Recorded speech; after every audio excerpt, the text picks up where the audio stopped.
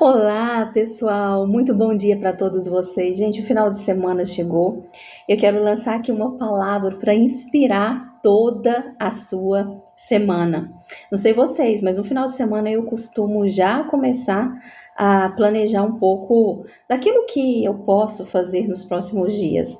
Bom, pessoal, lá no livro de Marcos, capítulo 15, no verso de número 21, a palavra de Deus nos conta a história de um homem que ele foi colocado no caminho de Jesus. O Senhor, ele estava a caminho do Calvário, a caminho do Gólgota, e a palavra de Deus fala que os soldados romanos, eles tiraram do meio da multidão a Simão para que ele carregasse a cruz de Jesus, pois ele já estava muito fraco e abatido devido a todo o processo que ele estava passando de humilhação, de receber chicoteadas, enfim, de ser espancado como o Senhor foi. Mas o que Simão talvez não entendia era o porquê que ele teria que ser aquela pessoa a carregar a cruz até o Calvário, mas com a atitude de ajudar o próximo. Esse processo que se iniciou de uma forma inesperada na vida dele trouxe uma grande transformação não só para ele, mas também para toda a sua família. A atitude de ajudar, de servir ao próximo. E a pergunta que eu quero fazer para você hoje é a seguinte: você já se deparou com alguma situação que você não entende, que você até mesmo fica se perguntando, nossa, mas o porquê que eu tenho que passar por isso? Por que tais coisas estão acontecendo comigo? Pois eu quero dizer para você que há sempre um propósito por trás das situações que nós não entendemos. Ou seja, Deus tem um plano maior por trás do processo que você não entende. E eu quero basear isso lá em Romanos. No livro de Romanos, a palavra de Deus diz o seguinte: que todas as coisas contribuem para o bem daqueles que amam a Deus e foram chamados segundo o seu propósito. Então não são algumas coisas, mas todas as coisas. E o que é que isso quer dizer? Que até mesmo aquilo que nós não conseguimos entender lá na frente, se nós assim confiarmos em Deus, vamos entender que como Pai, Ele estava preparando o melhor para a nossa vida. Agora é certo que processos trazem evolução, trazem crescimento, são períodos que nós passamos que temos que ter algum aprendizado.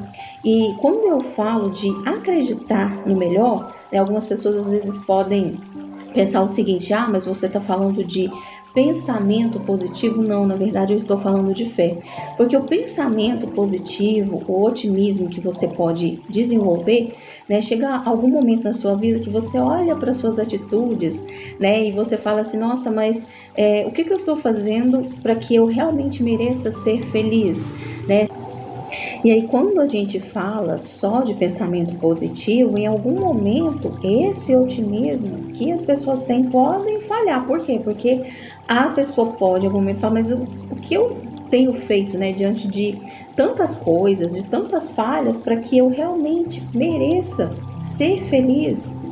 E aí, quando você olha para o amor de Deus, você entende que Deus ele tem prazer em abençoar os seus filhos. Então, até mesmo os processos que você não entende, ele tem um propósito maior.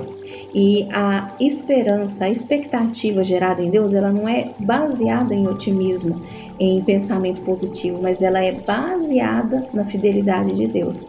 Porque eu creio na fidelidade de Deus, eu tenho a certeza, começo a vislumbrar aquilo que ainda não é, mas que faz parte da vontade de Deus para minha vida. E assim você tem que começar a imaginar, grandes coisas, sonhos, expectativas, aquilo que já foi até o seu coração e que é muito bom e que provoca risos e que provoca alegria, que provoca satisfação. Nós, como seres humanos, às vezes olhamos muito para as limitações, mas eu gostaria de te convidar a entender hoje comigo a troca que foi feita no Calvário. E aí você vai entender por que a minha expectativa é baseada na fidelidade de Deus. Quando Cristo ele estava ali na cruz, ele se tornou aquilo que você era, para que você hoje se torne quem ele é. Ou seja, ele recebeu aquilo que nós merecíamos, para que hoje nós recebêssemos aquilo que ele merece. Então, ou seja, lá no Éden, quando nós olhamos o início do mundo, a humanidade toda em pecado, o que merecíamos, de uma forma total era a condenação. Mas Jesus não, ele trocou, né? Ele pegou ali o nosso lugar. E eu pergunto para você, você acredita que Jesus ele merece saúde? Que ele merece sucesso, prosperidade? Será que o Senhor merece paz, alegria? Ele merece ser feliz? Então é isso que Deus ele tem para você, porque ele tomou o nosso lugar, para que nós recebêssemos dessas bênçãos que foram liberadas através do seu sacrifício. Mas para isso, nós precisamos ter uma atitude de fé. E a fé, ela exige movimento. É o crer, mas me movimentar, é dar os passos, fazer aquilo que cabe a mim fazer e acreditar que aquilo que eu não posso, Deus fará. Porque o que Deus muitas vezes permite, que venham oportunidades para a nossa vida. Ali Simão, ele recebeu uma grande oportunidade. Uma oportunidade de servir ao próximo, de demonstrar a sua bondade. Existem muitos processos que curam e trazem transformações na nossa vida que são primeiro baseados na fé e também no amor, né? Então Simão ali com aquela oportunidade de servir ao próximo, de ser útil, atraiu para a sua vida e de toda a sua família uma grande transformação. Eu vou continuar depois falando mais com vocês sobre esses processos que transformam. Nós vamos conhecer o que aconteceu com a família de Simão, porque a Bíblia cita a família dele lá na frente, né? E que nós possamos meditar nisso. Então, processos que transformam a nossa vida são processos onde eu empenho fé, eu empenho confiança e, acima de tudo, eu me permito ser usado para abençoar o próximo, para fazer o bem, para ser luz.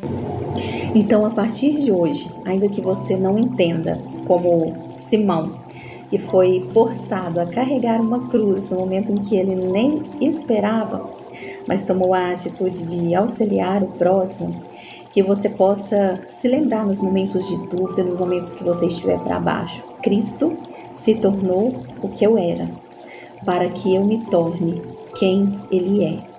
Deus me ama, Deus tem grandes bênçãos para a minha vida. Sucesso, alegria, paz e felicidade. Para finalizar, eu deixo para meditação de vocês Salmos 35, 27. Olha aí na sua casa. Deus ele pede para que os seus filhos se alegrem com a retidão dele, ou seja, com a sua fidelidade, porque ele tem prazer em prosperar os seus servos. Muita luz para vocês neste final de semana e nesta semana que se inicia. E lembre quem você é em Deus. Grandes coisas Deus fará na sua vida. Grandes coisas estão por vir. Não é otimismo, não é pensamento positivo. É fé, é a graça derramada por meio da troca do Calvário.